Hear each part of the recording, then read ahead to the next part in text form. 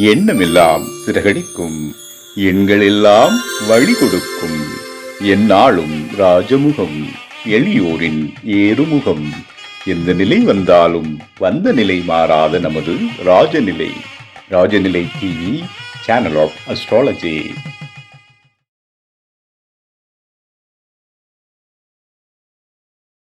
வாழ்க வையகம், வாழ்க வையகம், வாழ்க வளத்துடன். அம்மா அப்பா பாதம் பணிந்து வணங்குகிறேன். ஜோதிட குருமார்களுக்கும் நவகிரகங்களுக்கும் பஞ்சபூதங்களுக்கும் பிரபஞ்சத்திற்கு அன்பான வணக்கம். கதிரவன் மதியம் அங்காரகன் புந்தியும் கருணையுள்ள சுரதம் குருவும் காரவன் காரியம் ராகுவும் கேதும் கருத்துமிகு சோமாக 11ஆம் இடம் வந்து உச்ச நிலையா நின்று பரிவோடு மகிழ்ந்தால் செய்மன்றோம். உலகெங்கும் உள்ள ராஜநிலை டிவி ரசிக பெருமக்கள் அனைவருக்கும் உற்சாகமான காலை வணக்கம். இன்று பிறந்தநாள் மற்றும் திருமணநாள் கொண்டாடும் அனைவருக்கும் ராஜநிலை டிவி சார்பாக வாழ்த்துக்களை தெரிவிப்பது உங்கள் ராஜநிலை எண்கணித வித்தகர் லால்குடி செந்தில். இன்றைய பஞ்சாங்கம் உத்தராயண காலம் பராபவ வருடம் வைகாசி மாதம் 11ஆம் தேதி திங்கட்கிழமை. இன்று 25/5/2026. நல்ல நேரம் காலை 6:30 மணி முதல் 7:30 மணி வரை, மாலை 4:30 மணி முதல் 5:30 மணி வரை, கௌரி நல்ல நேரம் காலை 9:30 மணி முதல் 10:30 மணி வரை, இரவு 7:30 மணி முதல் 8:30 மணி வரை, ராகு காலம் காலை 7:30 மணி முதல் 9 மணி வரை, குளிகை நேரம் மதியம் 1:30 மணி முதல் 3 மணி வரை, யமகண்டம் காலை 10:30 மணி முதல் 12 மணி வரை. சூலம் கிழக்கு திசை. சூலம் கிழக்கு திசை நோக்கி போறதா இருந்தால் ஒரு டீஸ்பூன் தயிர் சாப்பிட்டுட்டு போங்க, காரியம் சக்சஸ் ஆகும். இன்றைய தேதி நவமி தேதி காலை 9 மணி 13 நிமிடம் வரை. பின்பு தசமி தேதி. நட்சத்திரம் உத்திர நட்சத்திரம். யோகம் வஜ்ர நாம யோகம். கர்ணம் கவளவ கர்ணம் காலை 9 மணி 13 நிமிடம் வரை. பின்பு தைத்துளை கர்ணம். சந்திராஷ்டம் அவிட்ட நட்சத்திரத்திற்கு. கிரக நிலவரங்கள்: மேஷ ராசியில் செவ்வாய் பகவான், ரிஷப ராசியில் சூரிய பகவான் மற்றும் புதன் பகவான், மிதுன ராசியில் குரு பகவான் மற்றும் சுக்கிர பகவான், சிம்ம ராசியில் கேது பகவான், கன்னி ராசியில் சந்திர பகவான், கும்ப ராசியில் ராகு பகவான், மீன ராசியில் சனி பகவான். நம்ம வைகாசி மாசத்தோட கடைசி ராசியான மீன ராசிக்கு பலன் எப்படி இருக்குன்னு பார்க்க போறோம். ராசி நாதன் அப்படின்னு எடுத்துக்கிட்டாவே குரு பகவான் தான் மீன ராசிக்கு. அவர் இந்த ஒரு வருஷமா 4ஆம் இடத்துல தான் பயணம் செஞ்சுட்டு இருக்காரு. அதுவும் இப்ப சுயசாரமான புனர்பூச நட்சத்திரத்துல தான் பயணம் செஞ்சுட்டு இருக்கிறாங்க. இப்ப ராசியில சனி பகவான் உட்காந்துட்டாங்க. 7 நாட்டு சனி பகவான் சொல்லுவாங்க. அதனால இயல்பாவே மீன ராசிக்கு சோம்பல் தன்மை வரலாம், மந்த குணம் வரதுக்கான வாய்ப்புகள் உண்டு. எந்த ஒரு வேலையும் அலைச்சலா நம்ம அடுத்த டைம் பார்த்துக்கலாம், கொஞ்சம் அலட்சியம் வர்றதுக்கான வாய்ப்புகள் அதிகம் உண்டு. ஓகேங்களா? ஆனால் லாபமும் உங்களுக்கு நிச்சயமாக உண்டு. வெளிநாட்டு தொடர்பும் நிச்சயமாக கிடைக்கும், அல்லது கனவுகள் அதிகமாக வரும், அல்லது குடும்பத்திற்காண்டி அதிக செலவு செய்யக்கூடிய அமைப்பும் இந்த காலகட்டத்தில் வரும். ஓகேங்களா? அதனால பார்த்துக்கிட்டிங்கன்னா உங்களை பொறுத்த வரைக்கும் கிங் மேக்கர் அப்படிங்கிற மாதிரி கூட நம்ம அமைப்பு இந்த காலகட்டத்தில் உண்டு. வாகனத்தின் மீது பற்று அதிகமாக வரும், வாகனம் வாங்கலாம். இந்த குரு பெயர்ச்சி வரக்கூடிய குரு பெயர்ச்சி சிறப்பாக இருக்கும் மீன ராசியை பொறுத்த வரைக்கும். 2வது வருமானம் வரக்கூடிய அமைப்பு அப்படின்னா 2ஆம் இடம் குடும்பம் தனம் வாக்கு அப்படின்னு தான் சொல்லுவோம். இப்போ 2ஆம் இடத்துல செவ்வாய் ஆட்சி பலம் பெற்றிருக்கிறாங்க. அங்க 5ஆம் அதிபதியான சந்திரனும் இருக்கிறாங்க. கேது சாரத்துல இருக்கிறனால வருமானம் வரும், அப்பப்ப தடைப்பட்டு வந்துகிட்டே இருக்கும் கிராஜுவலா. ஓகேங்களா? உங்களோட தாய் உங்க மேல ரொம்ப பாசமாக இருப்பாங்க. குடும்ப ஒற்றுமை அதிகமாக உண்டு உங்களோட இதை பொறுத்த வரைக்கும். அதே மாதிரி பேச்சுல சின்ன சின்ன கோபங்கள் வரதுக்கான வாய்ப்புகள் அதிகம் உண்டு. அதுல மட்டும் கொஞ்சம் கவனமாக இருக்க வேண்டும். ஓகேங்களா? டீனேஜ் வயசுல இருக்கிறவங்களுக்கு காதல் கை கூறதுக்கான வாய்ப்புகளும் இந்த காலகட்டத்தில் ஏற்படும். ஓகேங்களா? அடுத்தது இவங்களை பொறுத்த வரைக்கும் முருகன் வழிபாடு பண்ணோம்னா குடும்ப ஒற்றுமை சிறப்பா இருக்கும். அதுவும் பழனிமலை முருகன் கும்பிட்டா ரொம்ப சிறப்பாக இருக்கும். அடுத்தது 3ஆம் இடம்ங்கிறது தம்பி தங்கச்சி மற்றும் மாமனாரை குறிக்கக்கூடிய இடம். அங்க ஆல்ரெடி பாத்தீங்கன்னா இந்த காலகட்டத்தில் சூரியனும் புதனும் பயணம் செஞ்சுக்கிட்டு இருக்கிறாங்க. 3ஆம் அதிபதியான சுக்கிரன் 4ஆம் இடத்துல பயணம் செஞ்சுக்கிட்டு இருக்கிறாங்க.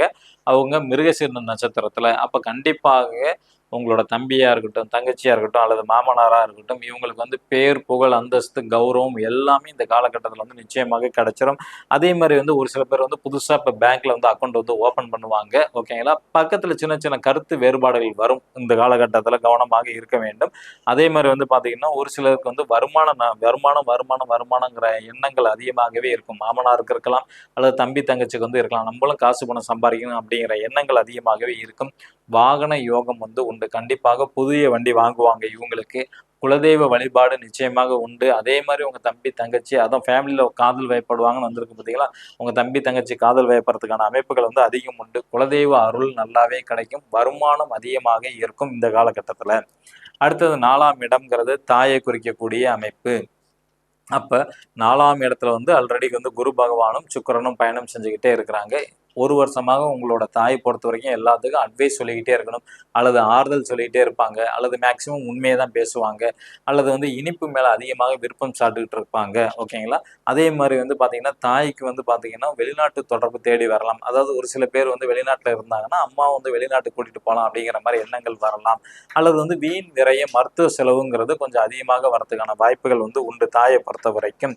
அடுத்தது வந்து பார்த்தீங்கன்னா, தாய்க்கு நீங்க உங்களால முடிஞ்ச நன்மை செஞ்சுட்டீங்க. அவங்க செய்யக்கூடிய பயணங்களுக்கு உதவி செஞ்சுட்டாவே அம்மாவுக்கு வந்து உடல்நிலை வந்து சிறப்பாக இருக்கும்.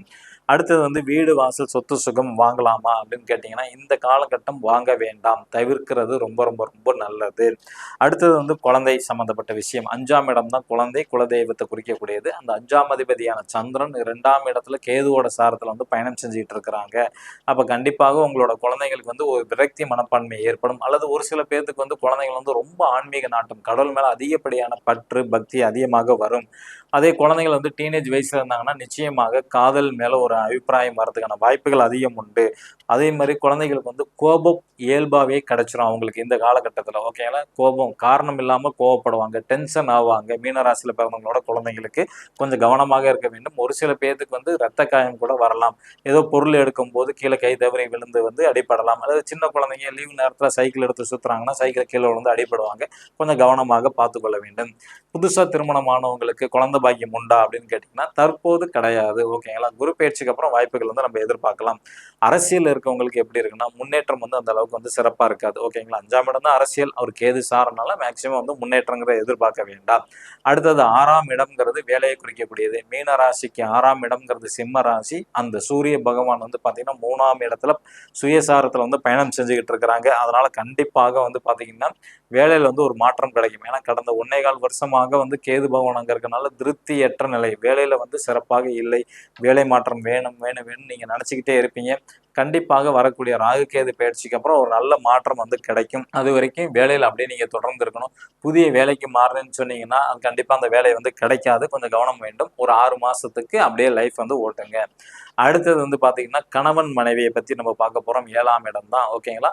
இங்க புதன் வராரு. புதன் ஆனது வந்து 3ஆம் இடத்துல வந்து பயணம் செஞ்சுகிட்டு இருக்கிறாங்க. அப்ப நிச்சயமாக மீன ராசியில பிறந்த ஆணா இருந்தால் மனைவிக்கு ஒரு இடமாற்றம், பெண்ணா இருந்தா கணவருக்கு வந்து ஒரு இடமாற்றம் உண்டு. நீண்ட தூரம் பயணம் மேற்கொள்வாங்க. இப்ப வந்து லீவு நேரம். அதனால நீங்க எங்க வேணாலும் போயிட்டு வரலாம். ஏன்னா லாங் டிராவல் பண்ண ரொம்ப சிறப்பு. ஓகேங்களா? அதே மாரி உடல் ஆரோக்கியத்திலயும் கவனமாக இருக்க வேண்டும். ஒரு சில பேத்துக்கு வந்து பார்த்துக்கிட்டீங்கன்னா, கணவனுக்கோ அல்லது மனைவிக்கோ வந்து பேர், புகழ், அந்தஸ்து வந்து கிடைக்கும். அல்லது ஒரு சில பேத்துக்கு வந்து ஸ்கின் ப்ராப்ளம் வரதுக்கான வாய்ப்புகள் வந்து கொஞ்சம் கொடுக்கும். கொஞ்சம் கவனமாக இருக்க வேண்டும். அதே மாரி சனி பகவானோட பார்வை படுறனால, அதுலயும் கொஞ்சம் கவனமாக இருக்க வேண்டும். ஓகேங்களா? கொஞ்சம் அலைச்சல் வரலாம். அல்லது வந்து பார்த்தீங்கன்னா, தொந்தி வளர்றதுக்கான வாய்ப்புகள் அதிகமாக உண்டு. அடுத்து வந்து திருமணம் நடக்குமா? மீன ராசியில உள்ளவங்களுக்கு அப்படின்னா, நிச்சயமாக வாய்ப்புகள் உண்டு. திருமணம் வந்து கைகூடும். அடுத்து தந்தை. ஓகேங்களா? 9ஆம் இடம் தான் தந்தை. அப்ப மீன ராசிக்கு 9ஆம் இடம்ங்கிறது விருச்சக ராசி. அவரு செவ்வாய் தான் வராங்க அதிபதி. அவரு 2ஆம் இடத்துல கேதுவோட சாரத்துல வந்து இருக்கிறாங்க. அப்போ பொறுத்தவரைக்கும் பார்த்தீங்கன்னா, தந்தைக்கு வந்து ஆன்மீக எண்ணங்கள் வந்து கொஞ்சம் அதிகமாக வரதுக்கான வாய்ப்புகள் வந்து உண்டு. உடல் ஆரோக்கியத்துல, உங்களோட அப்பாவோட உடல் ஆரோக்கியத்துல வந்து ரொம்ப கவனம் செலுத்த வேண்டும். ஓகேங்களா? உங்களோட தந்தை அதாவது வந்து எப்போதுமே வந்து இந்த காலகட்டத்துல வந்து ஒண்ணு நோய் வந்து சேரும், அல்லது கடன், அல்லது எதிரி. இந்த 3ல ஏதாவது ஒண்ணு வந்துரும். அதுல கொஞ்சம் கவனமாக இருக்க வேண்டும். அது 3மே இல்லைன்னா குடும்பத்தோட ஒன்று வாழ மாட்டாங்க. ஒற்றுமையா இருக்க மாட்டாங்க. சின்ன சின்ன கருத்து வேறுபாடுகளோட வரும். அதே மாரி உங்களோட தந்தைக்கு வந்து புகழ்பெற்ற மனிதர்களோட தொடர்பு வந்து கிடைக்கும் நிச்சயமாக. உங்க தந்தைக்கு வந்து இடம் வாங்கணும், எல்லாரும் குடும்பமா ஒற்றுமையா இருக்கணும் அப்படின்னு ஆசைப்படக்கூடிய எண்ணங்கள் இந்த காலகட்டத்துல நிச்சயமாக வரும்.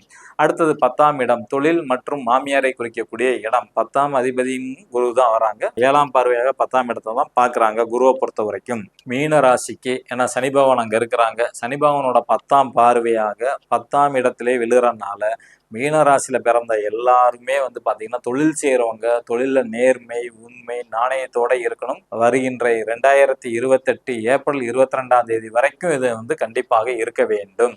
இல்லைன்னா உங்களுக்கு வந்து தொழில் வந்து இழுத்து மூடுற மாதிரி வரதுக்கான வாய்ப்புகள் அதிகம் உண்டு. கொஞ்சம் கவனமாக இருக்க வேண்டும். என்ன இப்படி சொல்றேன்னு நீங்க வந்து நினைக்கக்கூடாது. காரணம் வந்து நம்ம பார்க்கிறதே வந்து பார்த்தீங்கன்னா, எதிர்காலத்துல நடக்கக்கூடியத வந்து நம்ம ஓரளவு வந்து தெரிஞ்சுக்கிட்டு நம்ம முன்னெச்சரிக்கையாக இருக்க வேண்டும். ஓகேங்களா?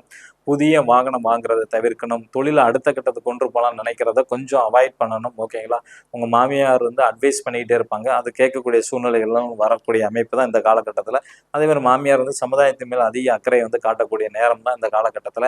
அதே மாதிரி வந்து பார்த்துக்கிட்டிங்கன்னா, தொழில்ல வந்து வீண் விரயம் இல்ல அந்த குரு பெயர்ச்சிக்கு அப்புறம் வந்து பார்த்தீங்கன்னா, வீண் விரயம் சம்மந்தப்பட்ட விஷயங்கள் அதிகமாக வரும். அதுலலாம் கொஞ்சம் கவனமாக இருக்க வேண்டும். அதனால தான் பெரிய லெவல்ல வந்து முதலீடு வந்து எதுவும் செய்ய வேண்டாம் அப்படிங்கிறத நம்ம சொல்றோம். அடுத்தது 11ஆம் இடம்ங்கிறது மூத்த சகோதர, சகோதரி, அண்ணே, அக்கா அல்லது வந்து பார்த்துக்கிட்டிங்கன்னா, மருமகன் அல்லது மருமகளை குறிக்கக்கூடிய இடம். இவங்களுக்கு வந்து பயணங்கள் கண்டிப்பாக உண்டு. அலைச்சல்கள் இருக்கும், பயணங்கள் வந்து இருக்கும், குறுகிய பயணமாக இருக்கும், வெற்றி வாய்ப்பு நிச்சயமாக உண்டு. இப்ப இவங்களுக்கு திருமணமாகி குழந்தை இல்லைன்னா, இந்த காலகட்டத்துல நிச்சயமாக குழந்தை பாக்கியம் கிடைச்சுவிடும். அண்ணன், அக்காக்கு அல்லது மருமகன், மருமகளுக்கு வந்து குழந்தை பாக்கியம் வந்து நிச்சயமாக உண்டு. அதே மாதிரி பதவி உயர்வு உண்டா அப்படின்னு கேட்டீங்கன்னா, மீன ராசியில பிறந்தவங்களுக்கு பதவி உயர்வுங்கிறது கிடையாது. வெளிநாட்டு யோகம் உண்டா அப்படின்னு கேட்டீங்கன்னா, நிச்சயமாக வெளிநாட்டு வாய்ப்பு வந்து தேடி வரும். வெளிநாட்டுக்கு போகக்கூடிய அமைப்பு வந்து நல்லா இருக்கு. அதை வந்து பயன்படுத்திக்க வேண்டும். அதுவும் இந்த குரு பெயர்ச்சிக்கு அப்புறம் நிச்சயமாக நடக்கும். ஓகேங்களா? இவங்களுக்கு பரிகாரம் அப்படின்னு எடுத்துக்கிட்டீங்கன்னாவே, குலதெய்வ வழிபாடு தான் ரொம்ப இம்பார்ட்டன்ட் ஆனது. இவங்களும் வந்து காளி வழிபாடு பண்றது ரொம்ப சிறப்பு. தினமும் வந்து சூரிய பகவான் மற்றும் சந்திர பகவான் வழிபாடு பண்ணாவே உங்க லைஃபுக்கு தேவையான அனைத்து விதமான நன்மையும் நடக்கும். நம்ம நாளையிலேருந்து குரு பெயர்ச்சி பலன் பார்க்க போறோம். வாக்கிய பஞ்சாங்கம் படி வந்து பார்த்தீங்கன்னா, குரு பெயர்ச்சி நாளைக்கு வந்து பெயர்ச்சி ஆகுது. நாளைக்கு அது டீட்டெயில்டா பார்க்கலாம். புதுசா பார்க்கக்கூடிய நண்பர்கள் இந்த மாதிரி ஒரு பர்மனன்ட் மார்க்கர் வந்து வாங்கிக்கிங்க. உங்க லைஃபுக்கு என்ன தேவையோ அது பாசிட்டிவாக நேர்மறை எண்ணத்தோட நினைச்சுக்கிட்டு எழுதணும். எழுதும் போது மணிக்கட்டில் இந்த இடத்துல தான் எழுதணும். ராஜநிலையோட அதிர்ஷ்டமான எண்ணெய். ஓகேங்களா? மேச ராசி அல்லது மேச லக்னத்தில் பிறந்த நண்பர்கள் இன்று பயன்படுத்த வேண்டிய ராஜநிலையின் அதிர்ஷ்டமான எண் 74. ரிஷப ராசி அல்லது ரிஷப லக்னத்தில் பிறந்த நண்பர்கள் இன்று பயன்படுத்த வேண்டிய ராஜநிலையின் அதிர்ஷ்டமான எண் 84. மிதுன ராசி அல்லது மிதுன லக்னத்தில் பிறந்த நண்பர்கள் இன்று பயன்படுத்த வேண்டிய ராஜநிலையின் அதிர்ஷ்டமான எண் 77.